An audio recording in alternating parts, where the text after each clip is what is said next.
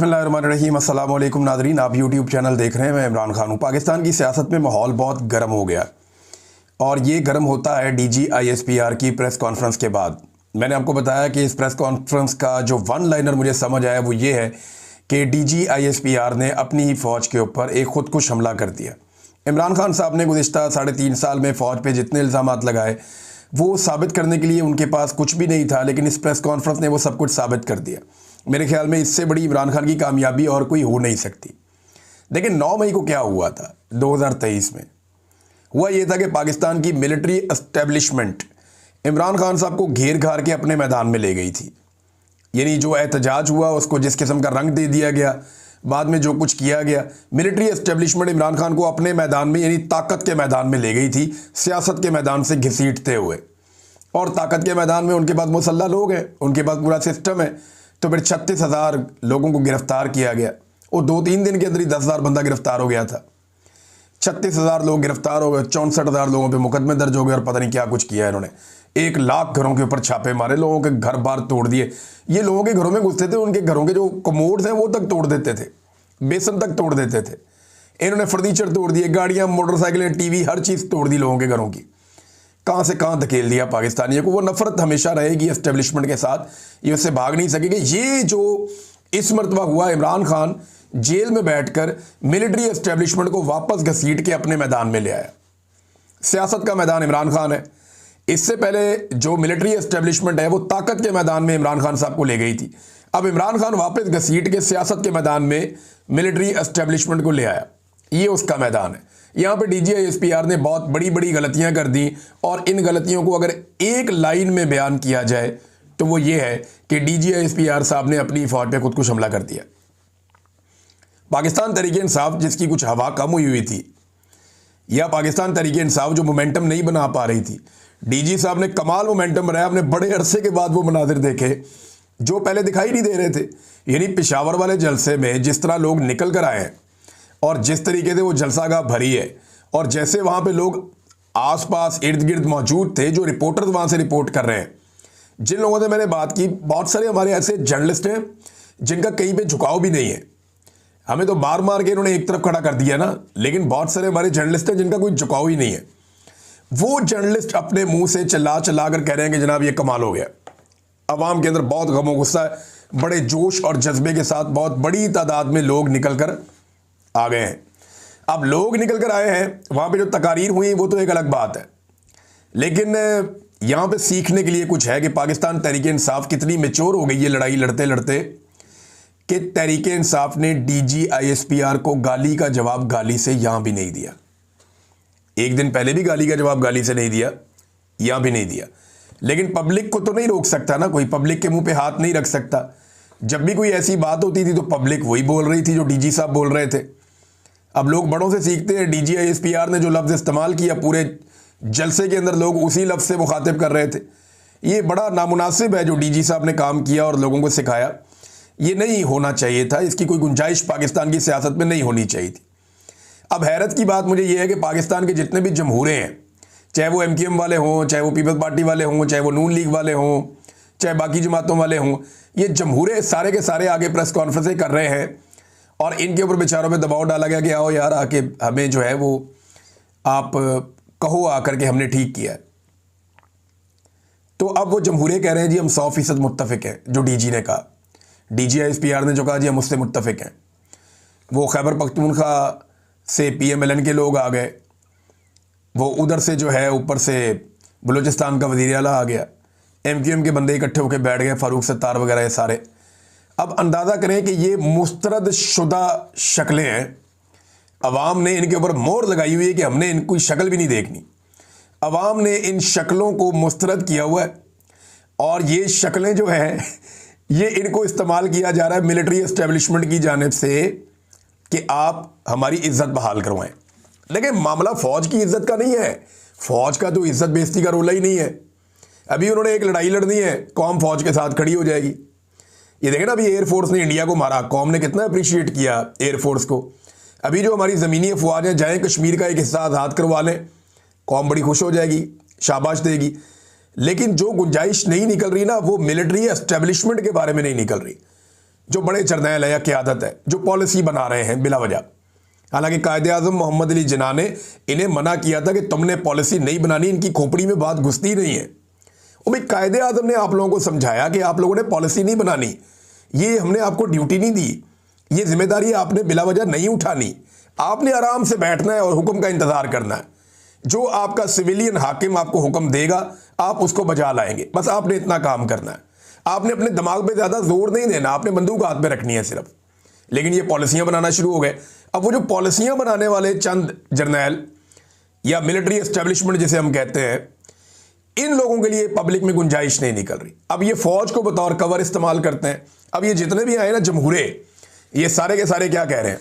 ये सारे कह रहे हैं नहीं जी नहीं, वो हम तो DGISPR के साथ 100% खड़े हैं, ये हम फौज के ऊपर हमला बर्दाश्त। वो फौज के ऊपर किसने हमला किया है? इमरान खान तो कहता है मुल्क भी मेरा फौज भी मेरी। मैं कल वो शहबाज गिल को सुन रहा था, उससे पहले मैं मुईद पीरज़ादा को सुन रहा था, मैं साबिर शाकिर साहब को सुन रहा था। इन्हीं लोगों से आप लोगों को प्रॉब्लम होती है ना, शहजाद अकबर या बाकी लोगों से। तो मामला ये है, वो भी ये कहते हैं कि यार ये जो टॉप के ऊपर सारे गलत पॉलिसियां बना रहे हैं, ये आज सुधर जाएं, ठीक हो जाएं, नीचे ऑटोमेटिकली ट्रिकल डाउन इफेक्ट हो जाएगा, सारी की सारा इदारा ठीक हो जाएगा। देखें ये होता क्या है, इस इदारे की ये खूबी है या खराबी है, जो भी आप समझें। जिस तरह का जर्नैल आता है ना, पूरा इदारा वैसे ही होता है। मुशर्रफ आया था ना, एनलाइटेंड मॉडरेशन, सारा का सारा इदारा मॉडर्न हो गया था।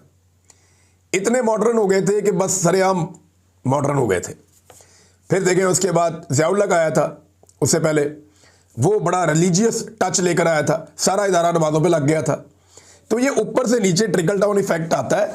ये जिस तरह का ऊपर लाके बंदा बैठ जाता है, उसी तरह का नीचे माहौल बन जाता है। तो ये अगर ऊपर का किबला ठीक हो जाए तो नीचे तक सारा मामला ठीक होने में थोड़ा टाइम ज़रूर लगेगा, लेकिन मामला ठीक हो जाएगा।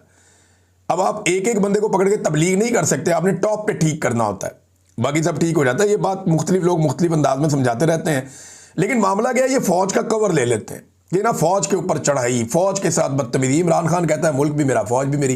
फौज को तो वो कहता कोई नहीं, वो ये कहता है कि फौज का अपने सियासी और ज़ाती मफाद के लिए इस्तेमाल बंद किया जाए। जिस काम के लिए कौम ने ये फौज पाली है और जिस काम के लिए कौम ने ये फौज रखी है, फौज को सिर्फ वो काम करने दिया जाए। बैरकों में जाने के अलावा और कोई रास्ता नहीं है, या तो मैदान जंग में या बैरक में।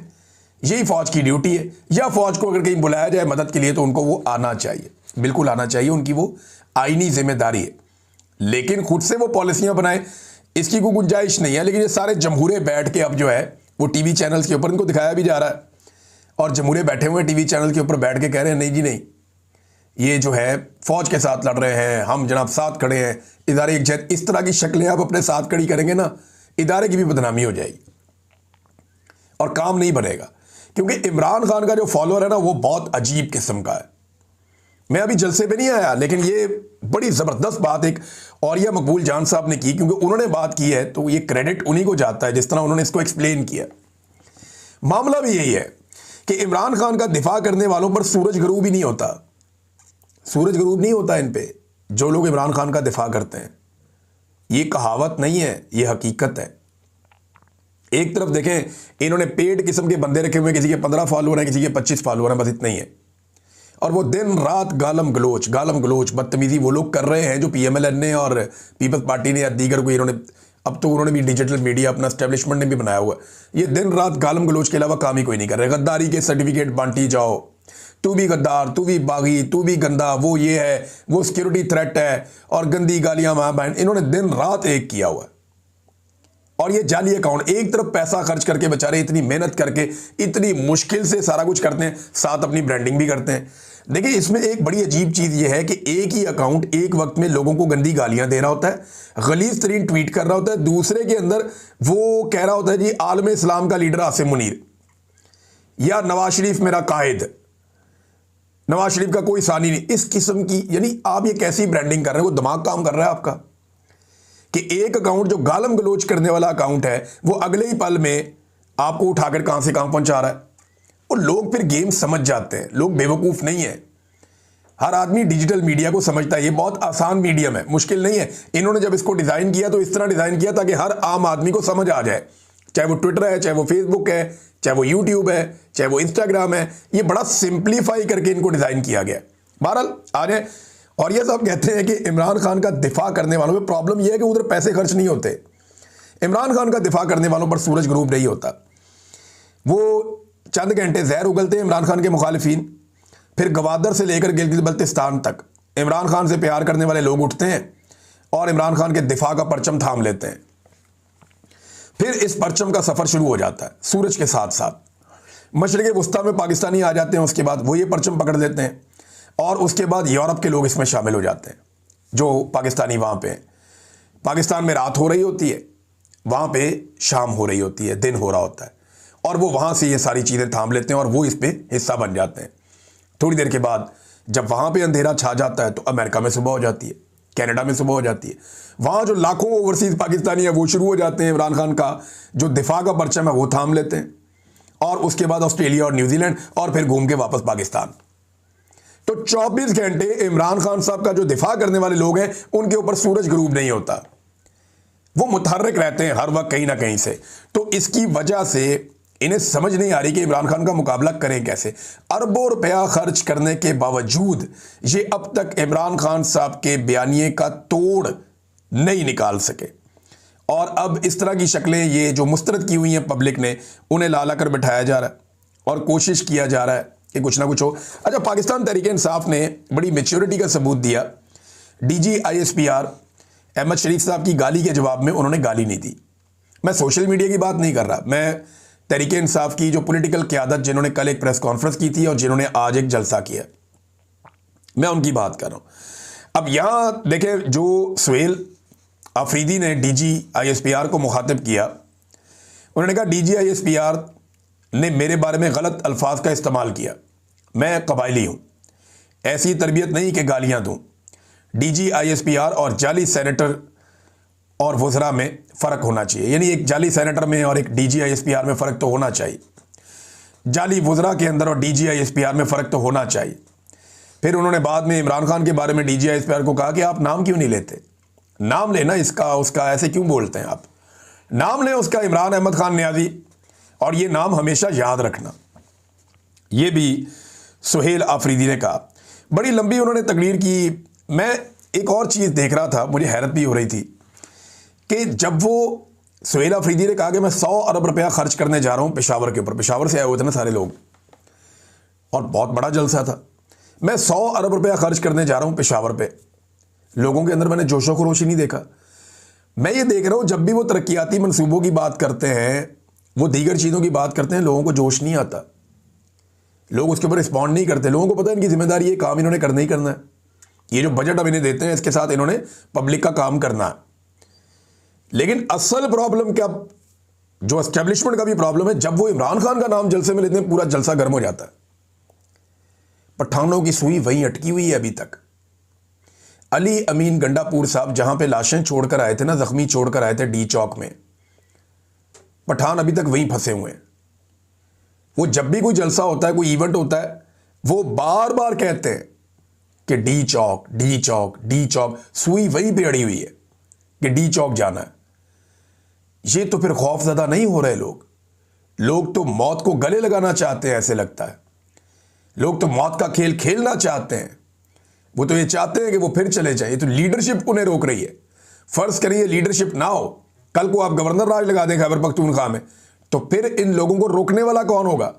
अगर लीडरशिप ना रही, खुदा ना खास्ता अगर इमरान खान को कुछ हो जाता है तो लोग जवाब किससे लेंगे? पाकिस्तान की एस्टेब्लिशमेंट ने साबित कर दिया कि हम ही इमरान खान के दुश्मन हैं। जितनी नफरत अपने मुंह से निकाली डीजी ISPR साहब ने, उससे साबित हो गया कि इमरान खान का दुश्मन कौन है या इमरान खान के साथ बुरा कौन कर रहा है। अगर इमरान खान को कुछ हो गया तो ये फंसेंगे भी यही लोग। पाकिस्तान की मिलिट्री एस्टेब्लिशमेंट के ऊपर ये इल्ज़ाम आएगा। इमरान खान साहब ने एक दफ़ा नहीं 100 दफ़ा ये कहा है कि अगर मुझे कुछ हो गया या मेरी बीवी को कुछ हो गया तो इसके लिए जिम्मेदार आसिम मुनीर साहब होंगे। ये वो कई दफ़ा कह चुके हैं फील्ड मार्शल के बारे में। तो लोग तरक्याती मनसूबों के ऊपर इतना रोला नहीं डालते, लोग जिद करते हैं डी चौक जाने की। इमरान खान का नाम आता है या ऑपरेशन का नाम आता है या ड्रोन का नाम आता है तो लोग चार्ज हो जाते हैं, लोग रोला डाल देते हैं। तो ये लोग किस तरफ जा रहे हैं ये आप देख लें। और 2 जलसे हुए हैं एस्टेब्लिशमेंट के लिए ना, इसमें सीखने के लिए बहुत कुछ है। एक गुजरांवाला में जलसा हुआ जिसमें वजीर आला और वजीर आज़म दोनों थे, यानी टॉप लोग थे पीएमएलएन के, और गुजरांवाला एक दौर में पीएमएलएन का सबसे मजबूत गढ़ था। पीएमएलएन की लाहौर में ताकत जो है ना वो तीसरे चौथे नंबर पे आती थी। पीएमएलएन की जो असल ताकत थी वो फैसलाबाद और गुजरांवाला में थी। फैसलाबाद तो इनके हाथ से सारा का सारा निकल गया। अब गुजरांवाला जो इनकी एक बहुत बड़ी ताकत थी पीएमएलएन की, जिस वक्त नवाज शरीफ बहुत बुरे हालात में होता है तो हर मर्तबा गुजरांवाला का रुख करता है। तो गुजरांवाला के अंदर पीएमएलएन जलसा करती है और खाली कुर्सियां, आधी से ज्यादा खाली कुर्सियां, और मरियम नवाज की तकरीर हो रही है और लोग जलसा का छोड़ छोड़ कर जा रहे हैं। वजीर आजम को कौन सुनता है, वजीर आला को कौन सुनता है? लोग मुंह ही नहीं लगा रहे। पता नहीं कहां से पकड़ के लोगों को लाया हुआ था, उन्हें लगा लेट हो गए, चलो निकलो बस टाइम हो गया, चलिए। लोग ड्यूटी पूरी करके जा रहे हैं और जिससे पूछो उस जलसे के अंदर भी वो कहते हैं वोट तो इमरान खान का है, इधर तो हमें लेकर आए। ये जनाब हालात हैं मरियम नवाज और शहबाज शरीफ के जलसे के गुजरांवाला में। और दूसरी तरफ पेशावर में ना कोई बस, ना कोई वैगन, ना कुछ और, लोग धड़ाधड़ भर के आ रहे हैं। वो जो लोगों के आने के मनाजिर है ना, वो देखकर मैं हैरान हो रहा था कि इतने सारे गद्दार इकट्ठे हो गए। मैं लोगों को आते हुए देख रहा था कि इतना बड़ा सिक्योरिटी थ्रेट इकट्ठा हो गया, और ये सारे लोग आए थे जवाब देने के लिए, बजाय इसके कि लोग डर जाते। लोग ज्यादा चार्ज हो गए हैं।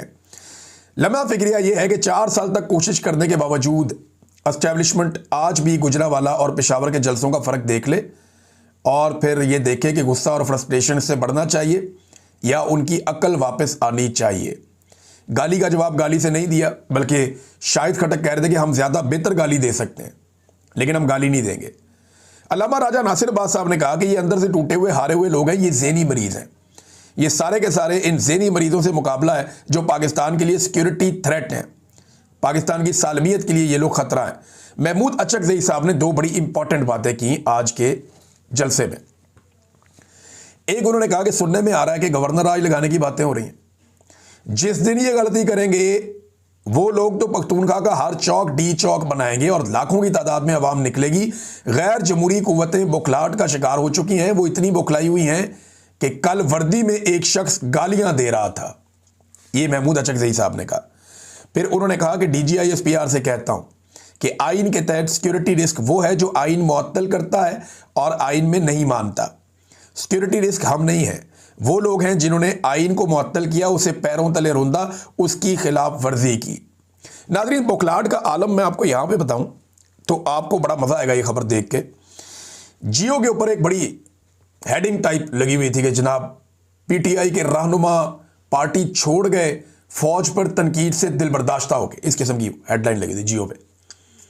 मैंने फटाफट खोला, मैंने कहा पता नहीं असद कैसर साहब छोड़ गए हैं या बैरिस्टर गौर साहब छोड़ गए हैं या सलमान अकरम राजा साहब छोड़ गए हैं। वैसे पहले बहुत बड़े बड़े नामों को पार्टी छुड़वाई भी गई थी। तो मैंने निकाल कर देखा जी, ये कोई बंदा है मेजर तारिक महमूद, ये आज़ाद कश्मीर की कोई तहसील है समानी, वहाँ का कोई ओहदेदार है। इसने जनाब पार्टी छोड़ी है और जनाब इसके ऊपर हेडिंग बहुत बड़ी बना के बहुत बड़ी खबर के तौर पे इसको पेश किया जा रहा है, और हेडिंग के अंदर नाम नहीं लिखा हुआ इसका, ताकि लोग अंदर खोलें और पढ़ें और देखें ये PTI का रहनुमा छोड़ गया पार्टी। हद हो गई वैसे इनकी, ये फ्रस्ट्रेशन है और ये आने वाले दिनों में मुझे लगता है बढ़ती जाएगी। अगर लोगों ने ये फैसला कर लिया कि इमरान खान को बाहर निकालना है, जिस लम्हे लोग ये फैसला करेंगे ना पाकिस्तानी मुश्तरका तौर पे, उसके बाद एस्टेब्लिशमेंट के हाथ में कोई चीज़ नहीं रहेगी। वज़ीर आला ने एक और बात की, उन्होंने कहा खैबर पख्तूनख्वा कोई लेबॉर्ट्री नहीं है। एक आता है एक फैसला करता है, दूसरा आता है दूसरा फैसला करता है। भाई पॉलिसी अवाम के मुंतखब नुमाइंदे बनाएंगे, यही बात कायदे आज़म ने कही थी। यही बात आज एक नौजवान आपको समझा रहा है, सुहेल अफरीदी की बात को आप समझे। शेर अली अरबाब ने वहां पे एक करारदाद पेश की। ये करारदाद मैं आपको बता देता हूं, फिर ये वीलॉग ख़त्म करते हैं, क्योंकि वीलॉग सारा इस जलसे पे, इस सिनेरियो पे हो गया। खबरें और बहुत सारी हैं, नेक्स्ट वीलॉग में आपको बताऊंगा। इसमें शेर अली अरबाब ने जो करारदाद पेश की, उन्होंने कहा जी कि हम पाकिस्तानी अवाम इमरान खान को कौमी हीरो और मुंतखब हकीकी वज़ीर आज़म मानते हैं। ये उस बात का जवाब है DGISPR की कि तुम होते कौन हो, आप हैं कौन, आपकी हैसियत क्या, इस किस्म की बातें जो की थी उसका जवाब है। हम पाकिस्तानी अवाम इमरान खान को कौमी हीरो और मुंतखब हकीकी वज़ीर आज़म मानते हैं। हम इस बात को मुस्तरद करते हैं कि वो कौमी सलामती के लिए ख़तरा है। हम मुतालबा करते हैं कि इमरान खान, बुशरा बीबी और तमाम सियासी कैदियों को इंसाफ फराम किया जाए और फ़ौरन रिहा किया जाए। इमरान खान को अहले खाना और वकला से मुलाकात की इजाज़त दी जाए। तमाम सियासी शोहदा को खराज अकीदत पेश करते हैं। खैबर पख्तूनख्वा में किसी भी गवर्नर राज की मुखालफत करते हैं। हम DGISPR की प्रेस कॉन्फ्रेंस में इस्तेमाल किए गए अल्फाज और लहजे पर शदीद एहतजाज करते हैं और एक गैर मुंतखब सरकारी तर्जुमान ने मुंतखब अवामी नुमाइंदे के लिए गैर महज़्ज़ब ज़बान इस्तेमाल की है। ये नादरीन एक करारदाद भी पेश की गई। इस वीलॉग को यहाँ ख़त्म करते हैं। नेक्स्ट वीलॉग में बाकी चीज़ें मैं आपके सामने रखूँगा। अब तक के लिए इतनी अपना ख्याल रखिएगा, अपने चैनल का भी। अल्लाह हाफ़िज़।